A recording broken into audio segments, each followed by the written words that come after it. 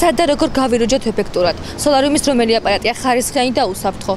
ძირითადად რა ტიპის აპარატს ყავს ხშირი მომხმარებელი და რატომ? ჩამოუვარდება თუ აღემატება ჩვენი აპარატი ევროპულ ხარისხს? თბილისში სოლარიუმის უამრავი არჩევანია და გარუჯის მოყვარულებს სხვადასხვა სერვისს თავაზობენ. არავისთვისაა საიდუმლო, რომ წელიწადის ამ დროს გაზაფხულზე განსაკუთრებით ქალები ზრუნავენ ზამთარ გამოვლილი სხეულის გაჯანსაღებაზე. დღეს ბევრი ადამიანი შეპყრობილია ეგრეთ წოდებული გარუჯვამანიით, რაც იმას ნიშნავს, რომ გარუჯვა ბევრს უყვარს, მაგრამ სხვადასხვანაირად. ზოგს უბრალოდ მზის გულზენებირობა და მზის აბაზანების მიღება სიამოვნებს, ზოგს კი სურს მუქი ფერისკანი ჰქონდეს. სანამ სოლარიუმს გამოვიყენებთ, უნდა ვიცოდეთ და დავიცვათ რამდენიმე წესი. სოლარიუმში პირველი ვიზიტის დროს ურიგო არ იქნება, თუ დერმატოლოგისა და კოსმეტოლოგის კონსულტაციას გავითვალისწინებთ.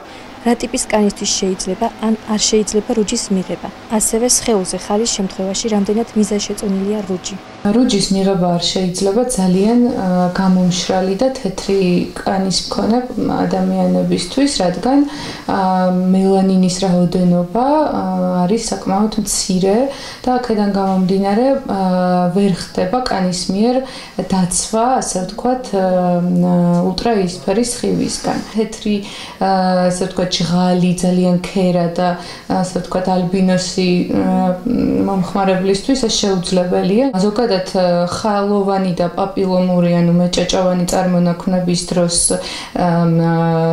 სასურველია, რომ დაიცვას მომხმარებელმა ის არე. ამისთვის არის მოცემული სპეციალური სტიკერები, რაც რითიც ხდება დაფარვა ამ ხალების და პაპილომური წარმონაქმნების და თავისუფლად შეუძლია გაირუჯოს. სანამ ასე ვთქვათ დაიწყებს მომხმარებელი პროცედურაზე სიარულს, ჯობია რომ კარგად იყოს სხეული გასკრაბული იმისათვის რომ კანს მოცილებული კონდეს მკვდარი უჯრედები და შემდეგ უკვე რუჯის მიღება უფრო ადვილი ხდება და შესაბამისად უფრო დიდხანსაც რჩება კანში. ყურადღება უნდა მივაქციოთ სოლარიუმის ნათურებსაც, რადგან ვადაგასული ნათურა საზიანოა ჯანმრთელობისთვის. ის იწვევს გამოსხივებას და რუჯის აჭრელებას. ამ საკითხის ცოდნა კი აუცილებელია, სანამ სოლარიუმს ავირჩევდეთ და მივაკითხავდეთ. სოლარიუმის ნათურები არის ცალკე თემა, საკმაოდ ტკივნეული თემა თბილისში, იმიტომ რომ ჩვენთან არ არის სამსახური, რომელიც ამას ამოწმებს. საერთოდ სოლარიუმის ნათურები არის ყველაზე მნიშვნელოვანია ნათურა სოლარიუმში.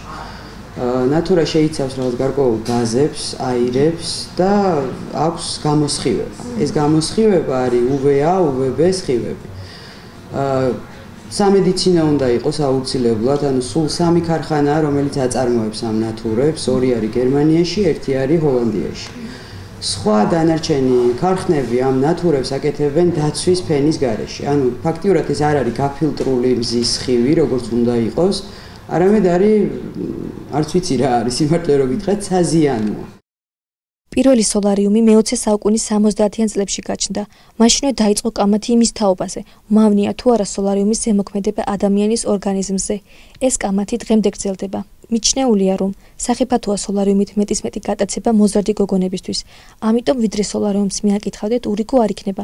კონსულტაციისთვის ექიმს მიმართოთ და გამოკვლევები ჩაიტაროთ, რათა დანამდვილებით გაიგოთ, რამდენად მავნე თუ სასარგებლოა სოლარიუმი პირადად თქვენთვის.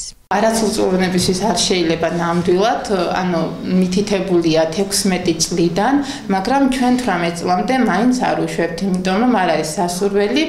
ახალგაზრდები დადიან ჩვეულებრივ არანაირი პრობლემა არ არის, არის გამონაკლისები, კვანძი შემთხვევაში, ჩიყვი, ქრონიკული ჩიყვის შემთხვევაში თუ დაავადებული არის ქრონიკულად ადამიანი, არ არის სასურველი, ფეხმძიმე ქალბატონებისთვის არანაირად არ შეიძლება და აქვს რამოდენიმე ნიუანსები, რის შემთხვევაშიც არ უშვებთ კატეგორიულად.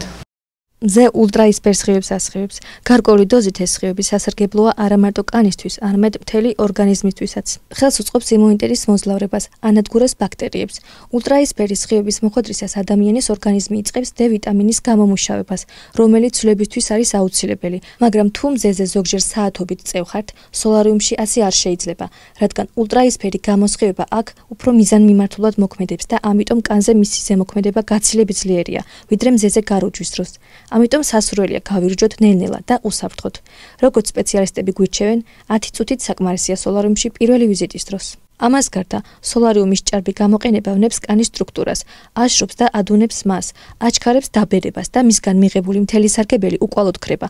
ამიტომაც სოლარიუმის მოყვარულებმა ყველაფერთან ერთად ამაზეც უნდა იფიქრონ.